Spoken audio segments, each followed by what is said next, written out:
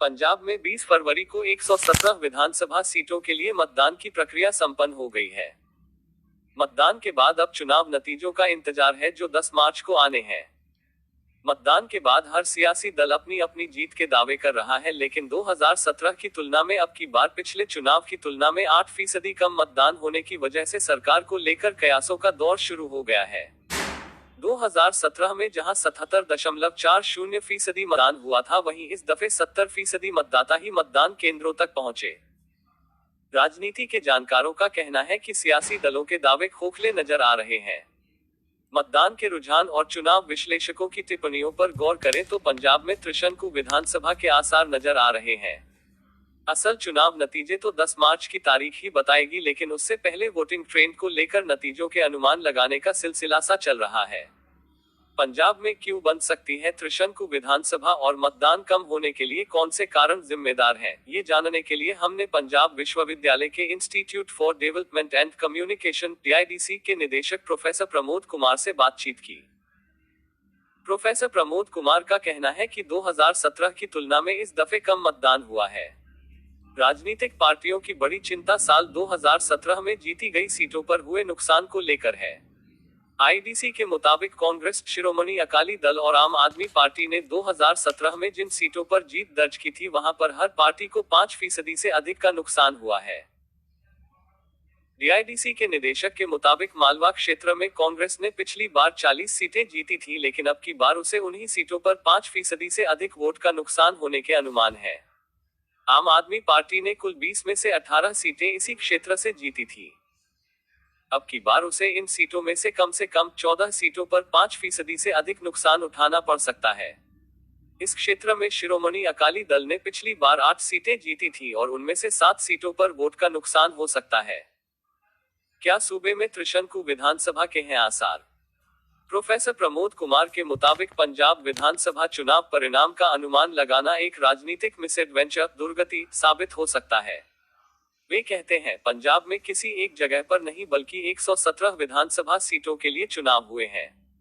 हर विधानसभा seat अलग कहानी कह रहा है। वोट प्रतिशत कम होने के लिए कई कारण जिम्मेदार हैं। Crowding of electron space, identity crisis, consolidation of Hindu voters आदि की वजह से मतदाता कुछ भ्रमित नजर आए। ज्यादातर रुझान इस तरफ इशारा कर रहे हैं कि पंजाब में मुख्य मुकाबला कांग्रेस, आम आदमी पार्टी और शिरोमणि अकाली दल के बीच ही है। मुकाबला काफी कड़ा है, इसलिए जीत का अंतर बहुत कम होगा। ऐसी स्थिति में अगर कोई राजनीतिक पार्टी दावा कर रही है कि उसे बहुमत मिलने वाला है, तो उसकी बात पर भरोसा करना सही नहीं। चौंकाने वाले होंगे विधानसभा चुनाव के परिणाम। प्रोफेसर प्रमोद कुमार के मुताबिक पंजाब विधानसभा चुनाव के परिणाम चौंकाने वाले होंगे। वोटिंग ट्रेंड से साफ है कि अगर चुनाव मुद्दाविहीन हो, कोई प्रभावशाली राजनीतिक विचारधारा न हो, तो मतदाताओं में बिखराव हो सकता है। वे कहते हैं कि भले ही मालवा के कुछ क्षेत्रों में मतदाताओं में कुछ ज्यादा उत्साह देखने को मिला हो, लेकिन यह 2017 की तुलना में काफी कम है। प्रोफेसर प्रमोद कुमार के मुताबिक जो बात साफ दिखाई दे रही है, वह यह कि अब की बार मतदाताओं में 2017 की तुलना में वोट डालने का उत्साह काफी कम था। आम आदमी पार्टी की ओर से दिया गया बदलाव का नारा काम नहीं आया। वे कहते हैं कि अगर ये नारा लोगों को भा जाता तो शायद मत प्रतिशत इतना कम नहीं होता। अगर यह नारा कारगर होता तो लोग अपनी पसंद का इजहार करते और उनको ज्यादा मात्रा में वोट डालते। कम मतदान के क्या रहे कारण? प्रोफेसर प्रमोद कुमार के मुताबिक 2017 और 2022 में जो विधानसभा चुनाव हुए, उनमें राजनीतिक विचारधारा और राजनीतिक सिद्धांत में ज्यादा फर्क नहीं है। अब की बार राजनीतिक पार्टियों ने एक दूसरे को घेरने के लिए जो मुद्दे चुनाव के दौरान उछाले, उनका मतदाताओं पर कोई ज्यादा असर देखने को नहीं मिला। यहाँ तक कि किसान आंदोलन भी इस चुनाव में कोई बड़ा मुद्दा नहीं बन सका। राजनीतिक दल मतदाताओं को लुभाने के लिए एक से बढ़कर एक प्रलोभन देते गए। आम आदमी पार्टी को छोड़कर बाकी सभी राजनीतिक दलों ने बाकायदा अपने घोषणा पत्र भी जारी किए, लेकिन मतदाताओं को लुभाने में कामयाब नहीं हुए।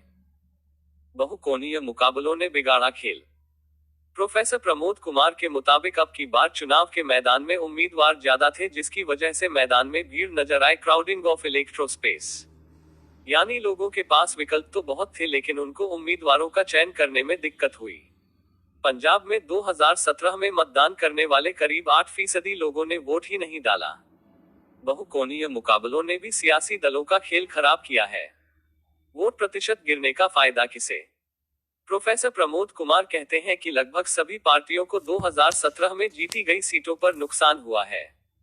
दरअसल राजनीतिक पार्टियां इन चुनावों में मतदाताओं को अपनी ओर आकर्षित करने में नाकाम रही हैं। यही कारण है कि बड़ी संख्या में लोग अपने मताधिकार का इस्तेमाल करने ही नहीं पहुंचे। इसका सबसे ज्यादा नुकसान आम आदमी पार्टी को हो सकता है, जो बदलाव लाने की बात कर रही थी। उन्होंने कहा कि अगर एंटी इनकम्बेंसी की वजह से कांग्रेस का मत प्रतिशत गिरा तो आम आदमी पार्टी उसका फायदा नहीं ले पाई। शिरोमणि अकाली दल से छिटका वोट भी आम आदमी पार्टी की झोली में जाता नजर नहीं आ रहा, क्योंकि कई सीटों पर उनका खुद का मत प्रतिशत भी गिरने के आसार हैं। काम नहीं आया मतदाताओं का ध्रुवीकरण। प्रोफेसर प्रमोद कुमार कहते हैं कि अब की बार जाति और धर्म को लेकर जो नैरेटिव चला उसका भी राजनीतिक पार्टियों को कोई ज्यादा फायदा होता नहीं दिख रहा है। कांग्रेस ने दलित समुदाय के मतों का ध्रुवीकरण करने की कोशिश में दलित को मुख्यमंत्री और फिर मुख्यमंत्री का चेहरा बनाया। अगर इसका असर दलित मतदाताओं पर होता तो वे कांग्रेस को ज्यादा वोट करते, लेकिन ऐसा होता नहीं दिख रहा। ध्रुवीकरण के प्रयास नाकाम नजर आ रहे।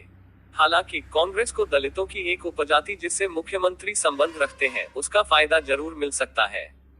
इसका उल्टा असर भी देखने को मिल सकता है और हो सकता है कि जाट मतदाता अकाली दल और अन्य दलों पर भरोसा जता दे। परोल पर बाहर आए डेरा प्रमुख ने भी बिगाड़ा खेल। प्रोफेसर प्रमोद कुमार का कहना है कि अब की बार चुनाव में डेरा फैक्टर भी देखने को मिला।